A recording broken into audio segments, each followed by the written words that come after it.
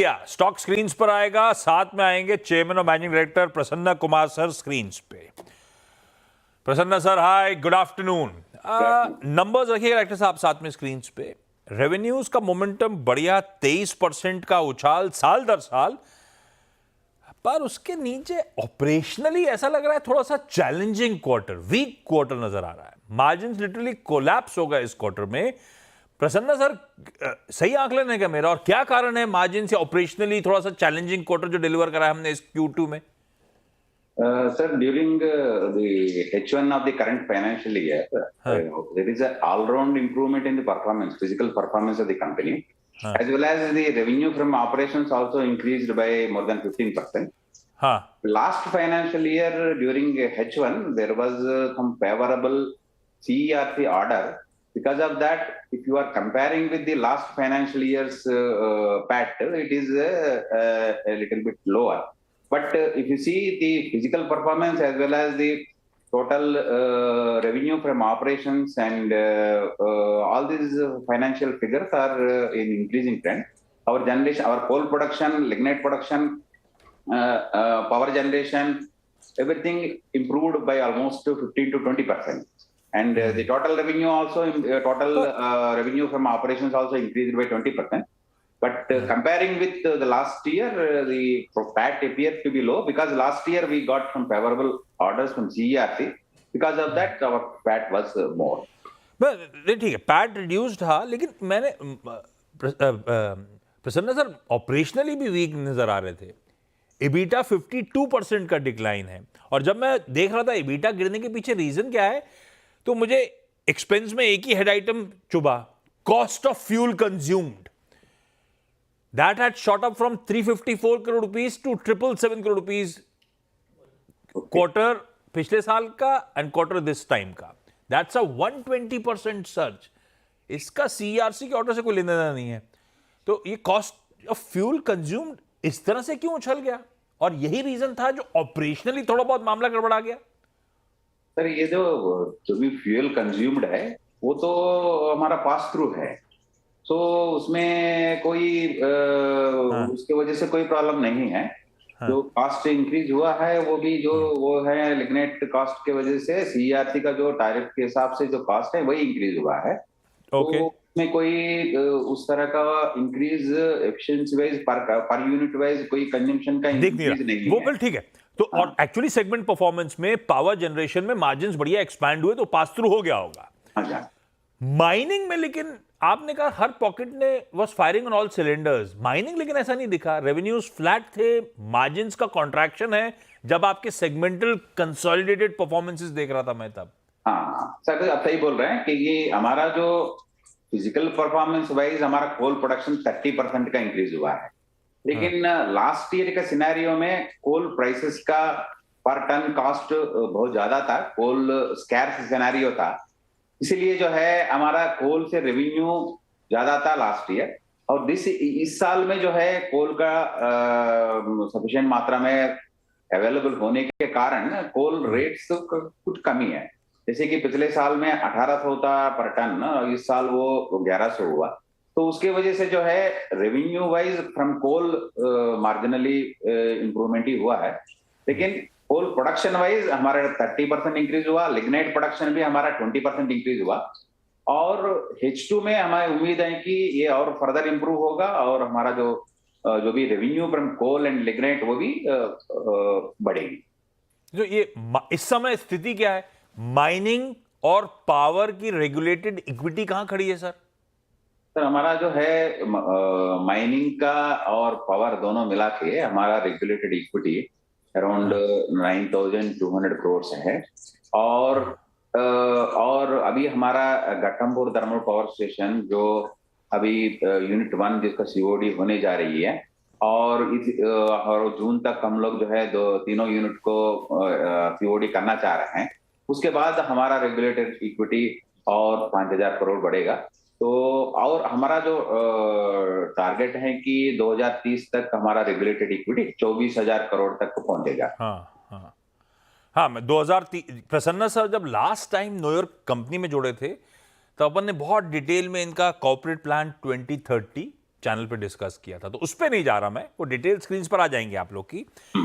इस बीच Prasanna sir, results के अलावा अपडेट आया कि Patrapara south coal mine Angul Orissa में जो है उसके लिए आप हाईएस्ट बिडर के तौर पे सामने आए, मतलब आपको बैक करोगे उस ब्लॉक को।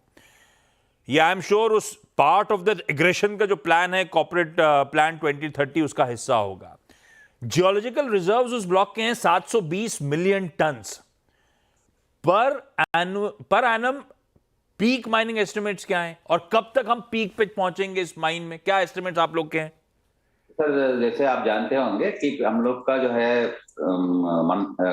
लास्ट मच्छकाटा कोल ब्लॉक हम लोगों को लास्ट ऑक्शन में मिला था, जो वो सबसे बड़ा माइन था, 30 million metric tonne per annum capacity का था।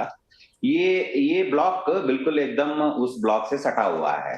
तो हम स्ट्रेटेजिकली इस ब्लॉक को हम लोग इसलिए लिए हैं कि हमारा ब्लॉक से सटा हुआ है और ह्यूज रिजर्व्स भी हैं, 700 से ज्यादा मिलियन मेट्रिक टन का रिजर्व्स है और 15 million metric tonne per annum का इसका प्रोडक्शन कैपेसिटी है।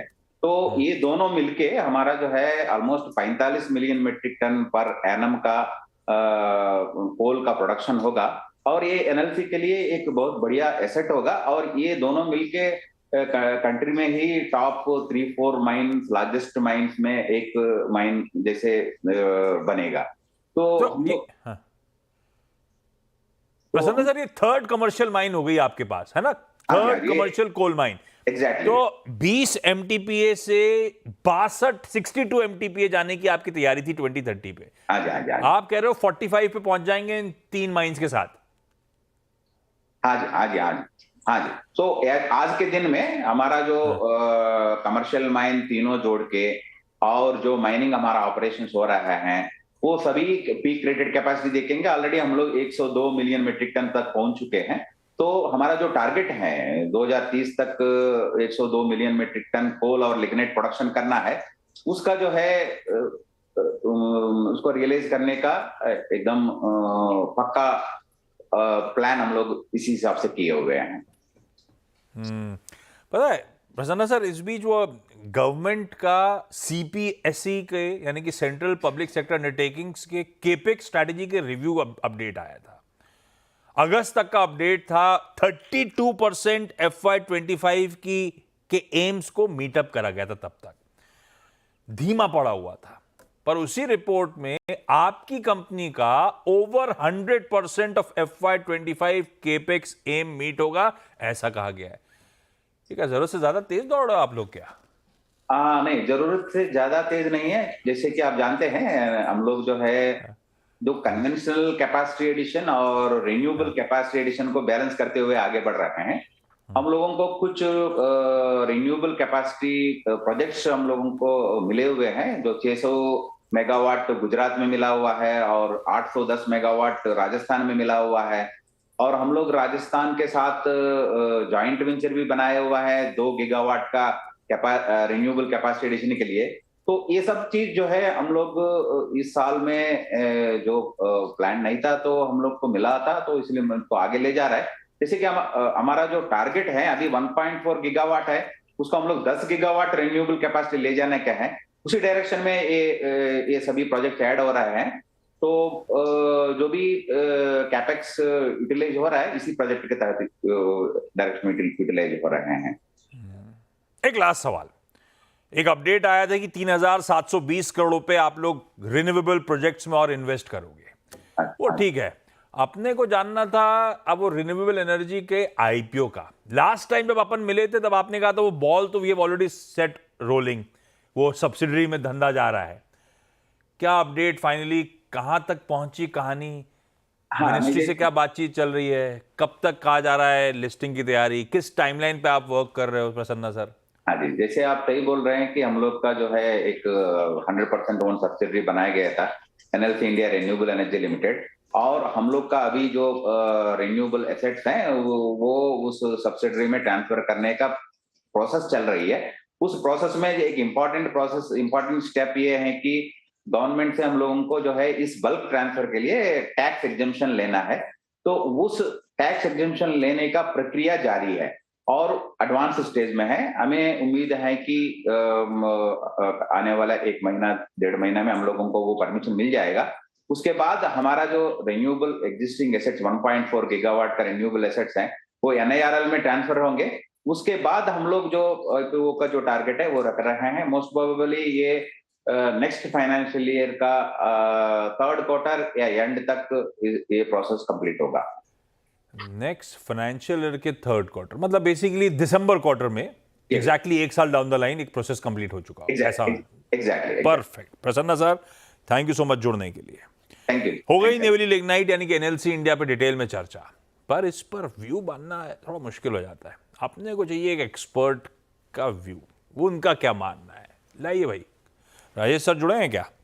ओम कैपिटल के head of research Rajesh Agarwal साहब जुड़ते हुए। Rajesh ji, good afternoon, how are you?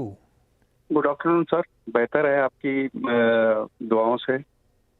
ये फोटो में बिना चश्मे के हो आप, ऐसा क्यों? पता नहीं सर कौन सी फोटो लगी हुई है, वो तो देखो है आपकी, लेकिन बिना चश्मे की है। राजेश सर, ये NLC इंडिया लगती कैसी है? देखिए, एनएलसी इंडिया हमें बहुत शानदार लगती है। बहुत दिनों से हमने इसमें रिकमेंडेशन दी हुई है। अगर आप देखो तो लिग्नाइट और पावर में एक अग्रणी कंपनी है और रिन्यूएबल एनर्जी में भी अच्छी बढ़त बना रही है। इस वक्त इनकी 6 गीगावाट की कैपेसिटी नॉर्मल में है, कन्वेंशनल में, और 1.4 रिन्यूएबल में है, जो कि ये 20 गीगावाट बंद करने की बात कर रहे हैं। 10 गीगावाट कन्वेंशनल और 10 रिन्यूएबल। इसके अलावा माइनिंग कैपेसिटी को डबल करने की बात कर रहे हैं, 100 मिलियन मेट्रिक टन की 2030 तक। तो ये कुछ चीजें हैं जो अच्छी है। इस तिमाही के नतीजे में अगर आप देखो तो मार्जिन्स में बहुत सुधार आया था और कंसिस्टेंट रिटर्न दिया है पिछले कई वर्षों से। दिक्कत थोड़ी सी डेट की है और लो प्रॉफिटेबिलिटी की है, लेकिन अदरवाइज देखी जाए तो कंपनी बहुत शानदार है। और कोई साल भर के नजरिए से इसमें निवेश करता है तो मैं समझता हूँ कि 320-325 रुपए का टारगेट इसमें आ सकते हैं। अरे वाह! और राजेश सर की जाते जाते लेटेस्ट फोटो भी हम ले आए। Rajesh sir, thank you so much जुड़ने के लिए। राजेश सर जुड़ेंगे फ्राइडे।